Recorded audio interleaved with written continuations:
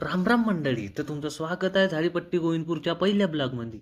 मंडळी, तुमची डिमांड होती म्हणून मी निघलो आज ब्लॉग बनवायला. या पहिले तर साला कधी बनवलो नाही, पण म्हणलो करून पाहतो प्रयत्न. तर समोर जाताच पाहतो तर झाला रोडावर पाणी का पाण्यात रोड.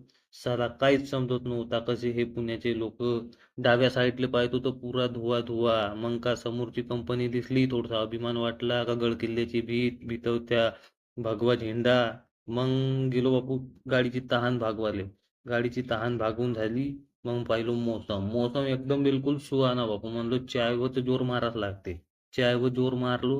किती लिवला होता चहाला वेळ नसते. मी म्हणलो साला म्हणूनच तर जग फसते. विदर्भाचा म्हणल्यावर खर्रा तर होणारच भाऊ.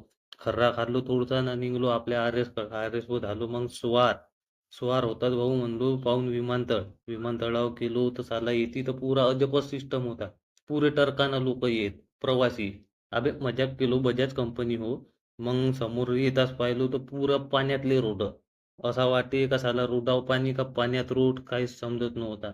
मग समोर गेलो तर एक अजून खतरा दिसला. त्या खतऱ्यात साला असा वाटे का मरतो का वाचतो का. मग मोठ्या रिस्क ना बापू हा पूल पार केलून पुरा जीव धोक्यात टाकून कसा तरी म्हणलो देवा पार करू दे. जय श्रीराम म्हणलो गेलो पुढं. मग जात होतो भाऊ मी रूमवर जाता जाता दिसला मला एक स्विमिंग पूल. आता साला स्विमिंग पूल होता पण पोहणारे येईल सुट्टी होते. म्हणलो जाऊ दे ऐक पुरा चहाचा नाच नाही दार. हे हो भाऊ आमची रूम. या रूमवर राहतो मी. मग थोडासा मोबाईल आडवा केलो. स्टाईल मारल्यासारखा केलो. आणि गाडी लावलो पार्कले. बस भाऊ झाला आपला ब्लॉग खतम.